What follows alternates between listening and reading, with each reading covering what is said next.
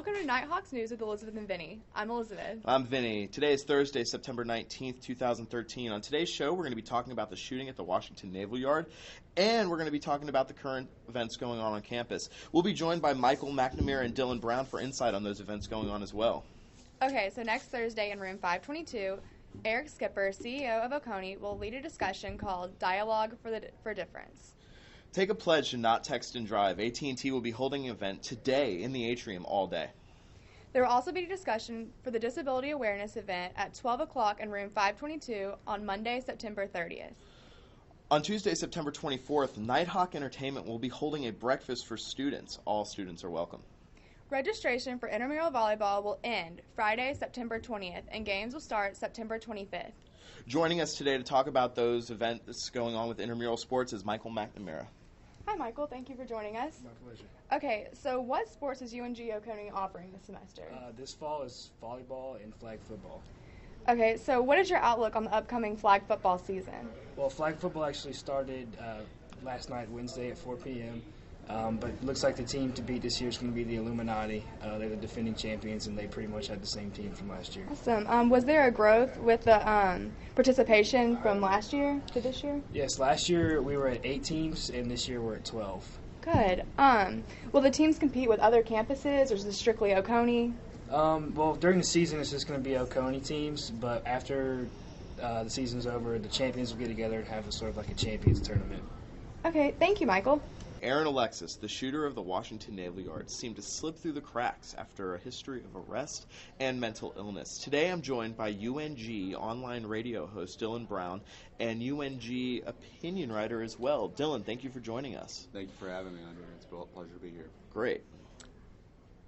Aaron Alexis had a history of arrest and mental illnesses. Should he have been able to purchase the shotgun in the first place?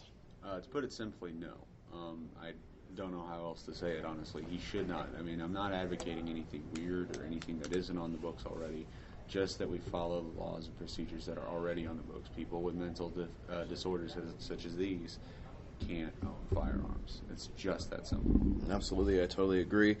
Now, gun control wasn't slated to go into the House until early 2014. With this all happening, do you think that this will trigger it to come up sooner than later now that this has happened? No, I don't. I think that if that was going to happen, it would have happened with Sandy Hook. But it didn't happen for a bunch of elementary school kids. I don't expect it to be any faster. Now, a high-powered rifle wasn't used like in Sandy Hook you just mentioned. It was a game shotgun, a pretty attainable weapon. Do you think there should be stricter rules on shotgun and game weapons to purchase? Yeah, and again, it's not anything crazy. I think that you should have to give your social security number when you do a background check. I think that it should be a 24-hour waiting period. It's not that long. It's a day, people. I mean, if you walk into a gun store and you need a gun right then, right now, I think police need to be called and you need to be thoroughly questioned as to why you need a gun right then, right now. Well, I can agree with that. And like you said, Social Securities need to be used. It is an optional thing to use when applying for a permit for a shotgun, so that is something that really needs to be brought into question when it comes to purchasing a weapon.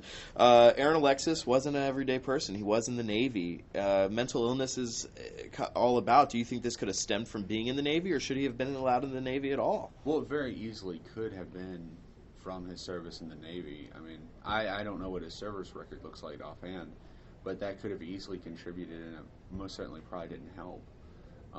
But I think beforehand the Navy should have done a good job thoroughly vetting him, making sure that he had all his credentials, making sure he didn't have any disorders like this. I think that those standards for the military have slipped greatly since Afghanistan and Iraq, because they need people to go do those jobs, and they're willing to take anybody now. Definitely. You're seeing it more and more often, and you just saw it on Monday. Why do you think he was allowed to be a contractor? I mean, he did work for a company, working for the Naval Yard, doing contracting work. Do you think the contracting company just overlooked the fact that he had mental illnesses because he was in the Navy, or should he have been allowed to be employed there with his arrest record? I think that's actually an interesting point. I think that maybe the contractor looked and said, well, he was good enough for the United States Navy and maybe didn't do anything past that. I disagree. I don't think that's a valid reason. I'm not saying that as an excuse. I just think that's probably what happened. I think contractors who are going to hire people to work for the United States government and the United States military need to do much more thorough background checks. They need to be doing a better job of making sure that their employees are healthy enough mentally, physically, to be able to work and do the jobs demanded of them by the contractors. Absolutely, and I totally agree with that. And that wasn't the case, and 13 people are now dead because of it. Dylan, thank you so much for joining us, and we look forward to hearing you coming up this semester on UNG Radio. Where can we hear you? I'm on playbetterinjunk.com. We're a new video game and media outlet. Okay, Awesome. Thanks for joining us, Yes. Dylan. And thank you, Michael, for being on the show.